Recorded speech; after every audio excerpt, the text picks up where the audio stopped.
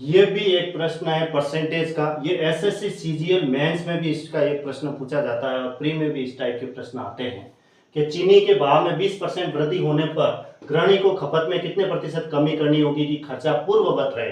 खर्चा पूर्ववत रहे का मतलब खर्चा अपरिवर्तित रहे, यानी खर्चा जो पहले हो रहा था वो अभी भी वही खर्चा हो, खर्चे में कोई किसी प्रकार का परिवर्तन नहीं हो।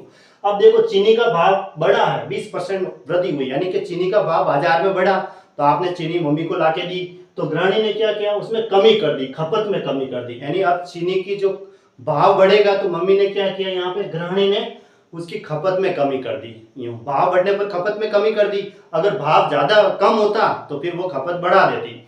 ये क्यों करती, क्योंकि उसे खर्चा पूर्ववत रहे, मतलब खर्चा पूर्ववत रहे या खर्चा अपरिवर्तित रहे, खर्चा यथावत रहे, यानी पहले जैसा ही रहे, खर्चे में कोई किसी प्रकार का परिवर्तन नहीं हो, खर्चा बराबर रहे।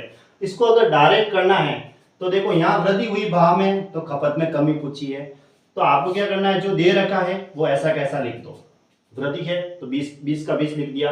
अब यहाँ कमी निकालनी है, प्रतिशत कमी, देखो ठीक है, प्रतिशत कमी निकालनी है तो क्या करना है, प्रतिशत का मतलब 100 होता है, तो कमी पूछे तो ज्यादा वैल्यू को नीचे रखो, 100 में 20 जोड़ दो 120 और गुणा में 100 लिखो, क्योंकि आंसर हमें परसेंटेज में चाहिए। अब इसको सॉल्व कर सकते हैं, 0 से 0 कट गया, 2 से ये कटा, 6 दूनी 12, ठीक है। अब इसको काट दो, इसको इससे काट दो, 2 से काटेंगे 3 बार और ये 50 बार, यानी 50/3। अब इसको सॉल्व कर दो और ठीक है, एक तो दी, फिर 2 रहा 6 3 18, फिर 16 साई 2/3%, ये इसका आंसर हो गया। ठीक है, ऐसे इसको ये डायरेक्ट करने का तरीका है। अगर यहाँ पे भाव बढ़ा है तो खपत में कमी करनी है ताकि खर्चा है वो बदले नहीं, पहले जैसा ही रहे।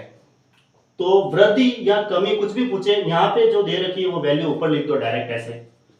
अब आंसर अगर प्रतिशत कमी चाहिए तो ज्यादा वैल्यू को नीचे रखो, क्योंकि हमें ज्यादा से तुलना करनी पड़ेगी। 100 में 20 जोड़ दो 120 ऐसे, और गुणा 100 लिखना है ऐसे परसेंटेज में। ये इसको डायरेक्ट करने का एक तरीका है और आंसर ये आ जाएगा।